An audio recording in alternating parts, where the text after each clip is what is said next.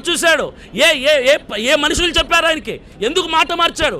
ఎవరు ప్రెషర్ పెట్టారు ఆయనకి మాట మార్చమని? చూస్తున్నాం, ప్రతిదీ చూస్తున్నాం. ఇంతవరకు భరించాం, సహించాం, ఓర్చుకున్నాం. క్రైస్తవుడు నిద్రపోతున్న సింహం వంటి వాడు అన్నాడు జవహర్లాల్ నెహ్రూ గారు చెప్పారు. నిద్రపోతున్న సింహం వంటి క్రైస్తవ్యాన్ని ఈరోజు మతోన్మాదులు రెచ్చగొట్టి తట్టి లేపారు. సింహము ఈరోజు విజృంభించబోతుంది. పంజా విసిరితే ప్రభుత్వాలు కూడా దిగి వస్తాయి, కూలిపోతాయని చెప్పి ఈ ప్రజాముఖంగా నేను హెచ్చరిస్తున్నాను. Thank you. అందరికీ తెలుసు మనం చేయాల్సింది. ఇప్పటికీ కూడా చాలామంది క్రైస్తవులు రాలేదు. ఇప్పటికీ కూడా చాలామంది టీవీల దగ్గర లైవ్లో ఉండిపోయారు. 2 రోజులు రాజమండ్రిలో ఫైట్ చేశారు అన్నలు. నేను నిన్న మార్నింగ్ నుంచి ఉన్నాను. సో ఈరోజు ఇక్కడికి వచ్చాం. ఇప్పటికి కూడా చాలామంది క్రైస్తవులు రాలేదు. ఎందుకో తెలుసా? క్రైస్తవులకి ఒక చిన్న అంటే సరిగ్గా బోధ అన్న చెప్పినట్లుగా సరిగ్గా బోధ జరగలేదు. కి ఒక పిరికితనం నేర్పించేశారు. మరలే చెబుతున్నాను, యేసుప్రభు వారు కుడి చెంప మీద కొడితే ఎడమ చెంప చూపించమన్నారు కదా, అందుకే మనం సహించాలి అనేది నేర్చుకున్నాం. అదే యేసుప్రభు వారు నిజంగా అదే చెప్తే, అదే యేసుప్రభు వారు యోహాను సువార్తలో ఆయనకు కొడితే ఆయన వేరే చెంప చూపించారా? లేదు. ఆయన ఏమంటాడంటే, నేను కాని మాట ఆడితే నువ్వు కొట్టచ్చు, నేను ఆడిన కాని మాట ఏమిటి అని ఆయన ఎదురు ప్రశ్నించారు. యేసుప్రభు వారు ఎదురు ప్రశ్నించారు. అంటే మరి యేసుప్రభు వారు ఎదురు ప్రశ్నించినప్పుడు మనం ఎందుకు ఎదురు ప్రశ్నించకూడదు?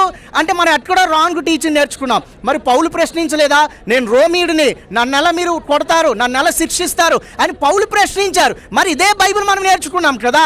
So we need to learn to ask, we need to learn to question the people. మన రైట్స్ కోసం మనం అడగడం నేర్చుకోకపోతే ఇలాగే చేస్తారు. ఒక మాట గమనించండి, మన గొంతులను ఒట్టేయడం లేదు, మనమే గొంతులను తెరవడం లేదు. మనం మౌనంగా ఉండిపోయాం. కాబట్టి ప్రతి క్రైస్తవ నాయకుడు, ప్రతి క్రైస్తవ విశ్వాసి ఈ విషయంలో సీరియస్గా ఆలోచన చేయాలి. మరొక మాట, ఆ రోమా ప్రభుత్వం చేత చాలా మంది, లక్షల మంది చనిపోయారు కదా, ఇది హతసాక్షులు అవుతాము కదా, మంచిదే అంటున్నారు ఇప్పటికీ చాలా మంది మన క్రైస్తవులే.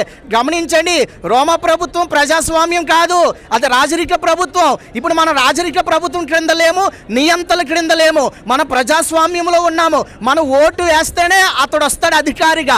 అలాంటప్పుడు మన ఓట్లను కోసం మనల్ని వాడుకొని ఇంత దిక్కులేనట్లుగా చంపేయడం అనేది ఎంత విషాదకరమో అందరికీ అర్థమవుతుంది.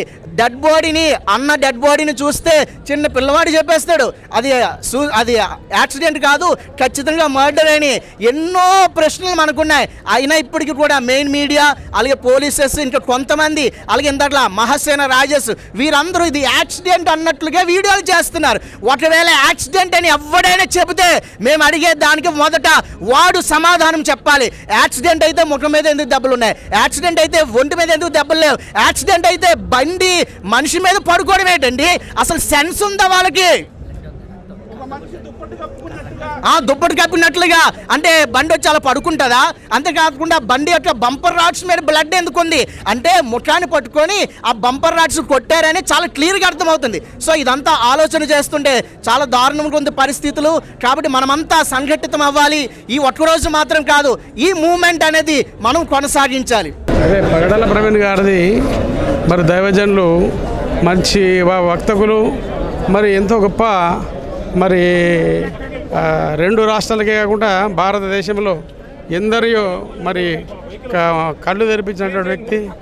వాస్తవాలను మరి చెప్పుతూ మరి అన్ని మతాలని గౌరవిస్తూ, అన్ని మతాలని ప్రేమిస్తూ, అందరిని ప్రేమిస్తూ, యేసుప్రభు దేవుడు మంచిని పెంచమన్నాడు, ప్రేమను పంచమన్నాడు, మానవత్వంతో జీవించమన్నాడు. ఆయన కూడా అతను చెప్పింది ఏంటి? ప్రతి విషయంలో కూడా మనుషుల్లా చూడండి. మతాల ద్వారా మనకు క్రైస్తవ మతమే కానీ, హిందూ మతమే కానీ, ముస్లిం మతమే కానీ, మతాలు కాదు ముఖ్యము, మానవత్వం ముఖ్యము, మంచితనం ముఖ్యము. మంచిని పెంచాలి, ప్రేమను పంచాలి. అది ఏ మతంలోనైనా. ఒక మతాలు దూషించుకోవడంలో అర్థం లేదు. ఈ వాస్తవాలు చెప్పిన దానికి మరి ఇలా ఆయన దారుణమైనటువంటి మరి అది యాక్సిడెంటా, అది డెత్తా, అది తర్వాత ప్రభుత్వము ఆధీనంలో ఉన్నది. మరి వాట్ అన్నది అతి త్వరలో తెలియనున్నది. అయినప్పటికీ మరి అంటే ఇతర మతాలను గౌరవిస్తూ, మన మతాలని మరి బలపరుచుకుంటూ, ఒకరికొకరము గౌరవించుకోండి. దేవుని స్థలంలో ఉంచాలి. మనుషుల్లా ఉండాలి. కానీ మనము మృగాలుగా మారి ఒక మతం మీద ఒక మతం ఈర్ష్యలతోని, కక్షలతోని, భేదాలతోని ఇట్లా కొట్లాడుకోండి, ఇట్లా ఒకళ్ళకొకళ్ళు చంపుకుంటే తల్లిదండ్రులకు మిగిలేది కన్నీటి ఘోష తప్ప ఇంకేముండదు. కనుక ప్రతి మతంలో నేను భారతదేశంలో ఉన్నటువంటి భారతీయులందరికీ మరి విజ్ఞప్తి చేసేదంటే మనమంతా ఇండియన్సే, మనమంతా హిందువులమే. హిందూ బ్యాక్గ్రౌండ్ నుంచే క్రైస్తవులు కొందరు, ముస్లింలు కొందరు, బుద్ధులు కొందరు, నాస్తికులు కొందరు రకాల టైప్ ఆఫ్ ఇష్టానుసారమైనటువంటి, ఎందుకంటే మనకు స్వేచ్ఛ ఉన్నది, స్వతంత్ర భారతదేశంలో ఉన్నాం కనుక, సెక్యులరు దేశంలో ఉన్నాం కనుక ఇష్టానుసార మతాన్ని పాటిస్తున్నాం. కానీ ఒకటేంటంటే ఏ మతాన్నైనా గౌరవించాలా, ప్రేమించాలా, అందరి పట్ల మంచి స్వభావం కలిగి భగవంతుని రూపంలో ఆరాధిస్తూ మనిషిలా చూస్తూ మానవత్వంతో బ్రతకాలని, మానవత్వంతో మెలగాలని, ఇటువంటి దాడులు, ఇటువంటి గొడవలు, ఇటువంటి కొట్లాటలు మరెప్పుడు జరగకుండా తెలంగాణ రాష్ట్రమే కానీ, తెలుగు రాష్ట్రాలలో కానీ, భారతదేశంలో ఎక్కడ కూడా ఇటువంటి పరిస్థితులు జరగకుండా చూడాలని నేను భారతదేశ ప్రజలందరికీ విజ్ఞప్తి చేస్తున్నాను. మరి మా ప్రవీణ్ గారి యొక్క మరి మరణము అది తీరని లోటు. అది ఎంత అంటే ఇప్పుడు ఎంత బాధపడ్డా ఏదైనా తిరిగి అతన్ని మేము తెచ్చుకోలేము. కనుక అంత గొప్ప మహానుభావుడు మా మధ్యలోనికి వెళ్ళి మరి దూరమైన దానికి మేము చాలా చింతిస్తున్నాం, వేదనతో, దుఃఖంతో ఉన్నాం. యావత్తు 2 రాష్ట్రాల 8 కోట్ల 9 కోట్ల ప్రజలు బాధతో ఉన్నారు. కనుక దయచేసి మరి అందరూ కూడా మరి కొద్దిగా ఇప్పుడు ఆ లీగల్ ప్రాసెస్ వచ్చే వరకు అందరూ క్రైస్తవులందరూ కూడా, దేవుని బిడ్డలందరూ కూడా ఓపిక సహనంతో ఉండాలి. తర్వాత ప్రభుత్వంతో మనము చర్చల్లో ఈ వాస్తవాలు ప్రభుత్వము బయటపెట్టిన తర్వాత లీగల్గా మనం యాక్షన్ తీసుకోవాలి. కానీ మా దేవుడు నేర్పింది మాత్రం ఒకటే, మంచిని పెంచమన్నాడు, ప్రేమను పెంచమన్నాడు. మరి మంచి గురించే బైబిలు బోధిస్తుంది, మరి ప్రేమ గురించే బైబిల్ బోధిస్తుంది. కానీ మా బైబిలు మతం కాదు, మా బైబిలు మతాలకు వ్యతిరేకము. మానవత్వము, మంచితనము, ప్రేమ స్వభావమే మా బైబిల్ నేర్పేది. కనుక ఇంటర్నేషనల్ దాసన్న ఫౌండేషన్ బిషప్ దాసన్నగా నేను మరి ప్రవీణ్ కుమార్ గారి కుటుంబానికి, వారి కుటుంబ సభ్యులందరికీ, మరి అందరికీ కూడా నేను నా ప్రకట సానుభూతి తెలుపుతున్నాను.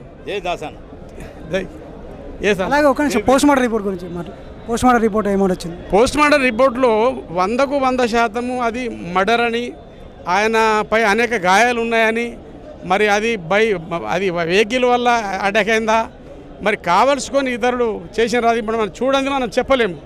కానీ గవర్నమెంట్ పోస్ట్ మార్టం రిపోర్ట్స్ బయటపెట్టిన తర్వాత వాస్తవాలు ఏమైనా తెలిసిపోతాయి.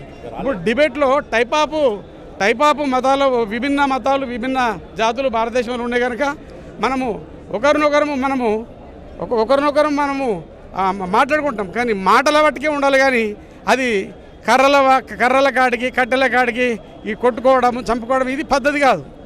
ఇది ఏ దేవుడు చెప్పలే, రాముడు చెప్పలే కొట్టుకొని సామని. మొన్న ఛత్తీస్గఢ్లో, జార్ఖండ్లో ఒక మనిషి మీద దునికి జై శ్రీరామ్ అనుకుంటే ఎగిరి అతను చంపారు. ఏ గ్రంథాలు ఒక మనిషిని చంపమని, దేవుడి పేరు మీద చంపమని చెప్పాయి? ఏ గ్రంథాలు ఒక మనిషిని హింసించమని చెప్పాయి? ఏ గ్రంథమైనా మానవత్వంతో బ్రతకండి, మంచిని పెంచండి, ప్రేమను పెంచండి అని చెప్పాయి. కనుక మనము బతికినన్నతులు మరి కొండపోయాం, మనం చనిపోయిన తర్వాత ఏం కొండపోం. కానీ బతికున్నప్పుడు మంచి ప్రేమను, మరి మంచి మానవత్వంతో బ్రతికి, మంచి ప్రేమను చాటించి, మంచి పేరు తెచ్చుకొని, పేరు ప్రతిష్టతో బతకాలని మరి మా యొక్క బైబిల్ చెబుతున్నది. కనుక దయచేసి ఆ రిపోర్ట్ వచ్చే వరకు వేచి చూద్దాం. రిపోర్ట్ వచ్చిన తర్వాత మరి ప్రభుత్వాలే ల్యాండ్ ఆర్డర్ లీగల్గా యాక్షన్ తీసుకుంటాం. ఇది రిపోర్ట్ ఎప్పుడు వస్తాయని అంటే 72 అవర్స్లో వచ్చే అవకాశం ఉంది.